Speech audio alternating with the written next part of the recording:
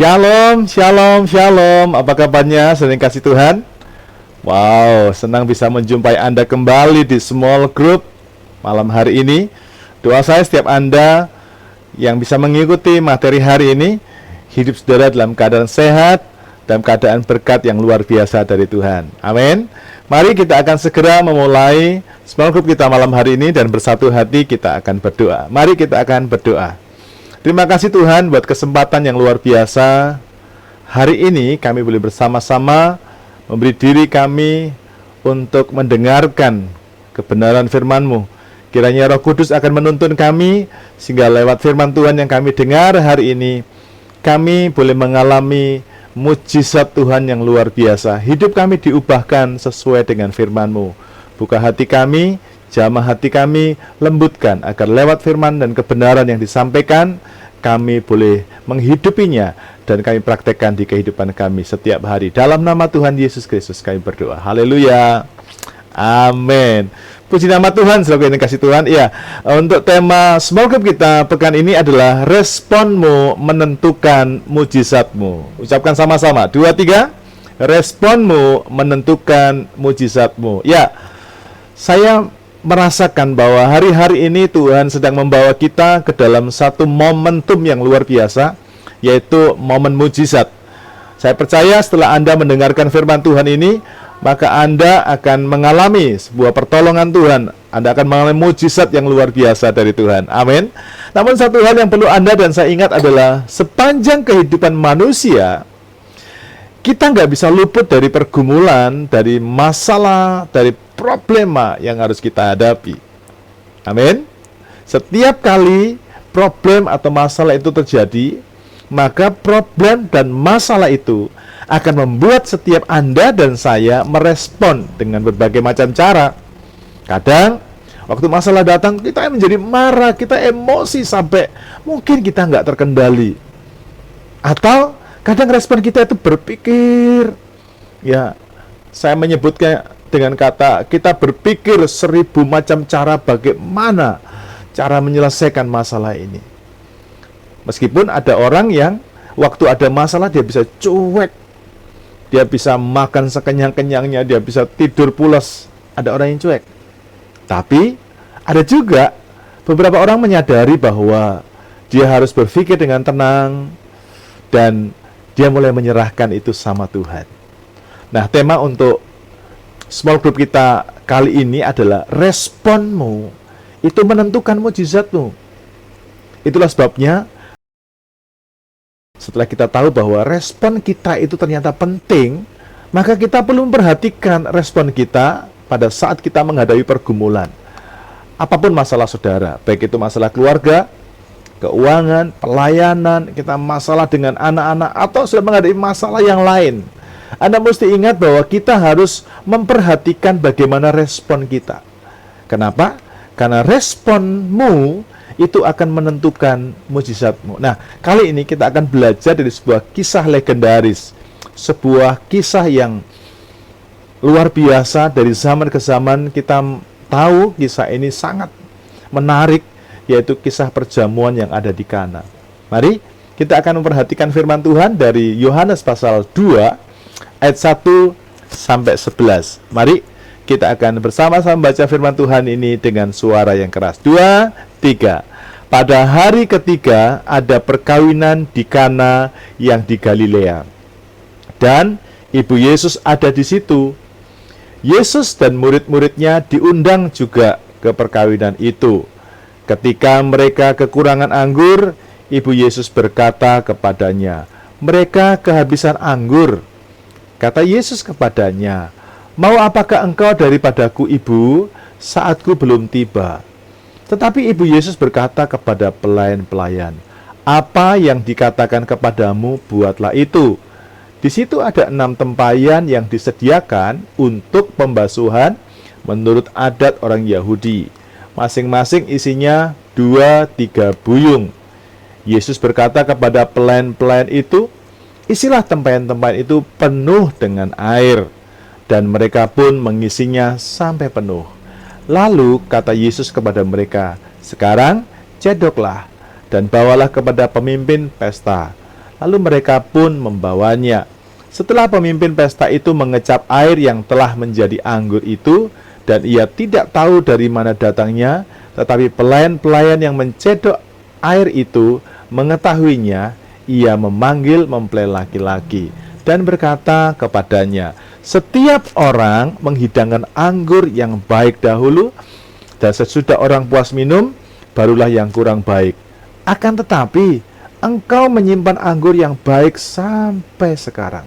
Hal itu dibuat Yesus di Kana yang di Galilea sebagai yang pertama dari tanda-tandanya, dan dengan itu ia telah menyatakan kemuliaannya dan murid-muridnya percaya kepadanya. Amin. Selain kasih Tuhan, kisah ini kisah yang mungkin tidak asing bagi Anda. Namun kalau Anda mengikuti materi ini atau membaca firman Tuhan tadi dengan baik, maka sesungguhnya kisah ini akan membawa kita kepada satu pelajaran yang sangat menarik tentunya. Amin. Coba Anda perhatikan bagaimana sebuah kisah dalam pesta di Kana.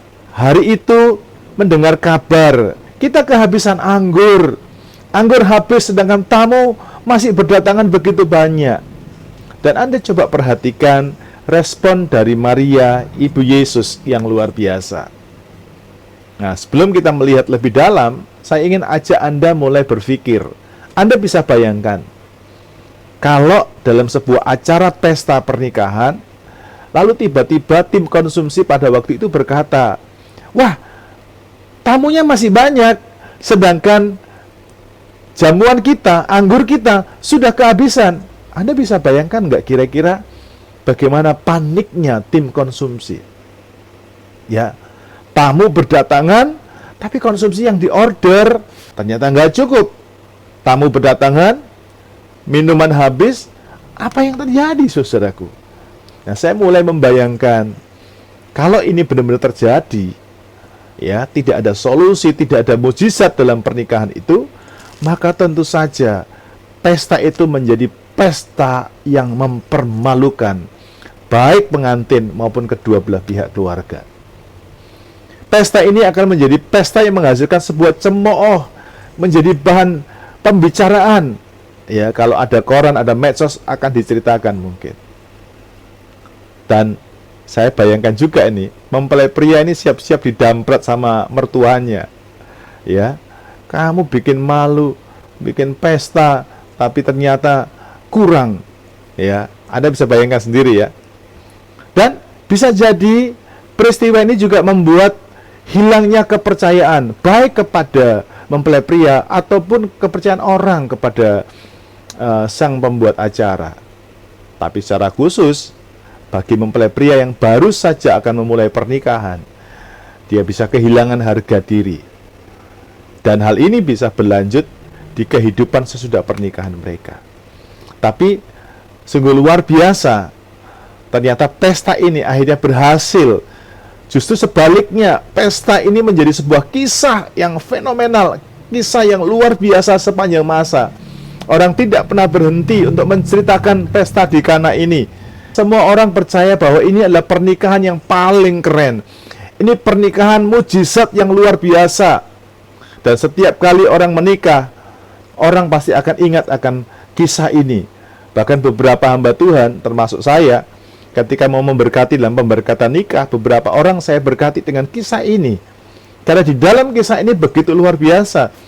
Bahkan ini menjadi sebuah inspirasi bagi keluarga-keluarga, bahwa seburuk dan seberat apapun pernikahan kita, kalau kita tahu bagaimana cara kita merespon, maka Tuhan bisa membalikkan problem dalam keluarga, berubah menjadi mujizat dalam keluarga. Amin. Tuhan bisa mengubah musibah dalam keluarga, bisa berubah menjadi mujizat dalam keluarga. Amin. Mengapa ini bisa terjadi? Karena di pesta ini, wah, ada sesuatu yang dahsyat, yaitu ada respon yang luar biasa dari seorang yang bernama Maria, yang kita kenal sebagai Ibu Yesus. Nah, mari kita lihat bersama-sama apa respon daripada Maria yang kita bisa teladani. Responmu itu akan menentukan mujizat bisa terjadi. Mari kita belajar yang pertama. Yohanes pasal 2 ayat yang ketiga. Inilah respon yang menghasilkan mujizat. Sama-sama kita baca 2, 3. Ketika mereka kekurangan anggur, Ibu Yesus berkata kepadanya, mereka kehabisan anggur. Sepotong saja ayat ini, tapi coba Anda perhatikan dengan baik-baik. Apa respon yang bisa menghasilkan mujizat? Yang pertama, kita harus tahu siapa orang penting dalam hidupmu. Ya, kalau ada masalah, respon yang pertama, Anda cari orang penting dalam hidup saudara. Nah, bagi Maria, Tuhan Yesus adalah orang penting dalam hidupnya. Ya, bagi Maria, Yesus adalah orang penting dalam hidupnya. Sehingga ketika mendengar ada masalah, Maria datang kepada Tuhan Yesus. Dan Maria berkata, Yesus, mereka kehabisan anggur. Atau mungkin nggak pakai manggil nama. Waktu Maria mendengar bahwa mereka kehabisan anggur, Yesus langsung dicolek. Mereka kehabisan anggur tuh. Mereka kehabisan anggur tuh. Gitu ya. Dicolek. Kenapa? Maria harus memberitahu kepada Yesus. Karena bagi Maria, Tuhan Yesus itu adalah pribadi yang penting. Bagi Maria, Yesus adalah orang penting dalam hidupnya. Karena orang penting, maka Yesus dilibatkan. Karena orang penting, Yesus diutamakan. Karena Yesus itu penting bagi Maria, Maria percaya bahwa Yesus itu sanggup melakukan apapun. Oleh karena itu, dalam persoalan hidup yang Anda sedang hadapi hari ini, yang pertama Anda harus tahu, responmu yang pertama adalah, kita harus tahu siapa orang penting dalam hidupmu.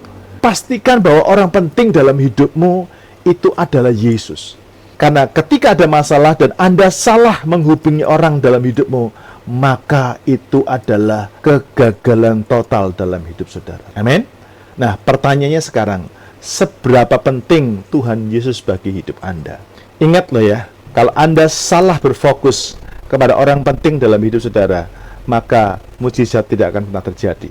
Kita bersyukur Maria tahu bahwa orang pentingnya itu adalah Yesus, sehingga ketika dia merespon, mereka kehabisan anggur, maka Yesus mengadakan mujizat sehingga persoalan mereka bisa selesai. Yang kedua, mari kita lihat apa respon yang menghasilkan mujizat yang kedua. Dalam Yohanes pasal 2 ayat yang keempat sampai dengan ayat yang kelima, sekali lagi kita baca sama-sama ya. Oke, 2, 3. Kata Yesus kepadanya, mau apakah engkau daripadaku, Ibu, saatku belum tiba? Tetapi Ibu Yesus berkata kepada pelayan-pelayan, apa yang dikatakan kepadamu, buatlah itu. Yang pertama tadi, kita harus tahu siapa orang penting dalam hidup kita. Yang kedua, kita harus tahu bahwa hidup kita itu ditentukan oleh perkataan Tuhan. Respon kita itu harus jelas. Yang kedua, bahwa kita ini harus tahu bahwa hidup kita itu ditentukan oleh perkataan Tuhan. Amin. Sehingga kalau Anda bisa lihat, begitu luar biasa.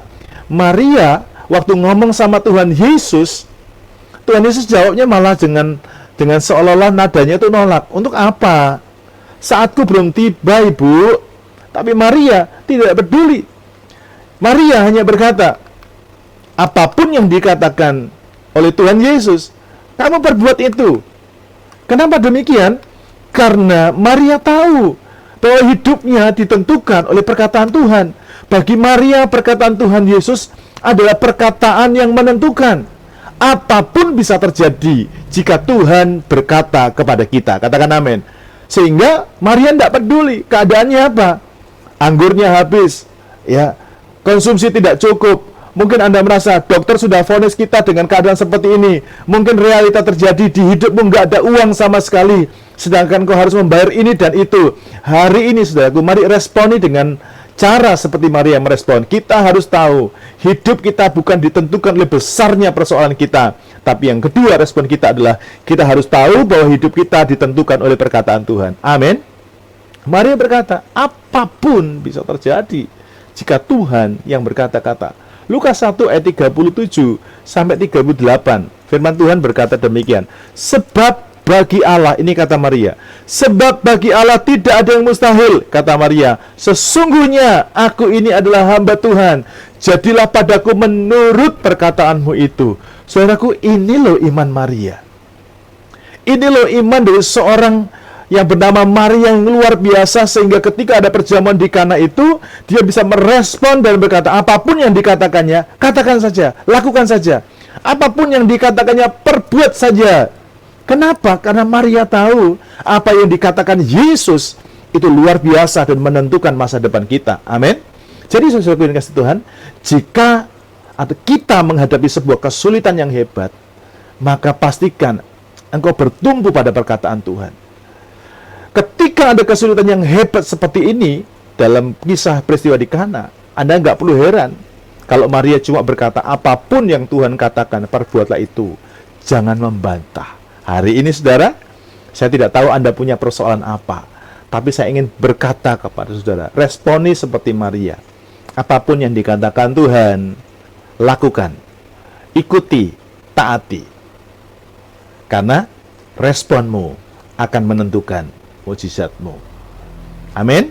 Pertanyaan saya berikutnya, seberapa penting firman Tuhan bagi hidup saudara? Apakah Anda sudah membaca firman Tuhan? Apakah Anda memperhatikan firman Tuhan dengan baik? Atau Anda hanya memperhatikan atau mengeluh setiap hari besarnya persoalanmu tanpa pusing untuk memperhatikan firman Tuhan dalam hidup saudara? Ingat, responmu menentukan mujizatmu. Sekarang mari kita lihat yang ketiga, apa respon yang menghasilkan mujizat berikutnya. Ayat yang ke-6 sampai 9. Mari sama-sama kita membacanya. 2, 3. Di situ ada 6 tempayan yang disediakan untuk pembasuhan menurut adat orang Yahudi. Masing-masing isinya 2-3 buyung. Yesus berkata kepada pelayan-pelayan itu, isilah tempayan-tempayan itu penuh dengan air, dan mereka pun mengisinya sampai penuh.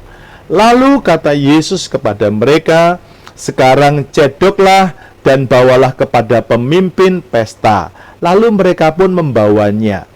Setelah pemimpin pesta itu mengecap air yang telah menjadi anggur itu, dan ia tidak tahu dari mana datangnya, tetapi pelayan-pelayan yang mencedok air itu mengetahuinya, ia memanggil mempelai laki-laki. Oke, sampai di sini saja.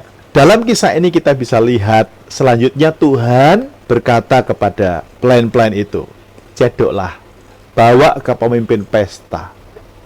Saya membayangkan bahwa pelayan-pelayan itu akan bengong, karena yang diambil itu air biasa yang ditaruh di tempat pembasuhan lalu dicedok, disuruh cicipin pemimpin pesta. Bukankah ini perbuatan yang di luar nalar kita? Ini beresiko sekali. Kalau ternyata yang dirasakan air mentah, betapa marahnya. Tapi kita ingat tadi, perkataan Tuhan itu harus menjadi yang utama, yang menentukan. Sekarang respon yang ketiga, yang menghasilkan mujizat. Yang pertama, Yesus penting. Yang kedua, perkataan itu menentukan. Dan yang ketiga, kita harus taat dan berani melangkah dengan iman sesuai perkataan Tuhan. Respon yang ketiga yang harus kita buat adalah jadilah orang yang taat dan berani melangkah dengan iman sesuai perkataan Tuhan. Respon yang ketiga ini penting. Kita harus taat dan berani melangkah dengan iman sesuai dengan perkataan Tuhan. Ya, taat, berani melangkah dengan iman, ini momentum terpenting sesudah orang punya iman. Ya, orang kalau sudah punya iman, momen penting berikutnya adalah taat dan mulai melangkah dengan iman. Nah, kadang ketika kita melangkah dengan iman, kadang-kadang nggak sesuai dengan logika. Kadang-kadang nggak sesuai dengan realita. Tapi kita mesti berkata, aku sudah sembuh. Padahal dokter berkata, mana bisa. Kita mesti berkata, aku bisa memilikinya. Padahal kita nggak punya uang. Itulah momen penting dalam hidup kita. Beranikah, maukah Anda taat dan melangkah dengan iman sesuai dengan perkataan Tuhan? Jadi, apapun realita, apapun yang terjadi, saya ingin berkata, kalau Anda ingin mengalami mujizat dalam hidup saudara, responi dengan yang ketiga. Kita harus mau taat dan berani melangkah dengan iman. Dan ingat, responmu menentukan mujizatmu. Amin. Nah, di akhir dari pelajaran ini, saya ingin mendorong setiap Anda. Semua orang butuh mujizat. Saya juga butuh mujizat. Oleh karena itu, mari kita bersama-sama merespon seperti Maria. Yang pertama, Ya, kita harus tahu siapa orang penting dalam hidup kita. Amin. Dan pastikan Yesus adalah orang pentingnya. Yang kedua, kita harus tahu bahwa perkataan Tuhan itu sangat menentukan apapun dalam hidup kita. Jangan mendengar apa yang sedang terjadi di hidup saudara.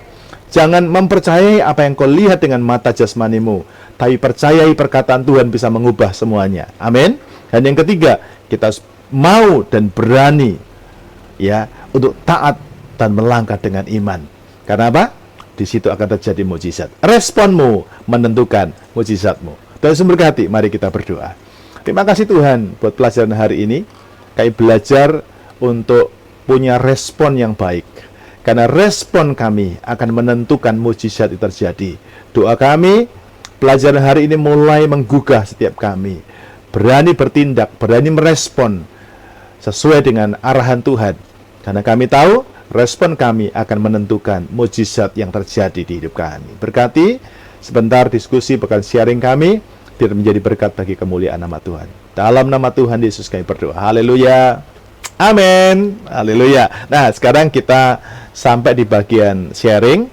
Untuk panduan sharing kita yang pertama adalah apa berkat yang sudah dapatkan dari pelajaran hari ini. Ya, coba aplikasikan dalam hidup saudara.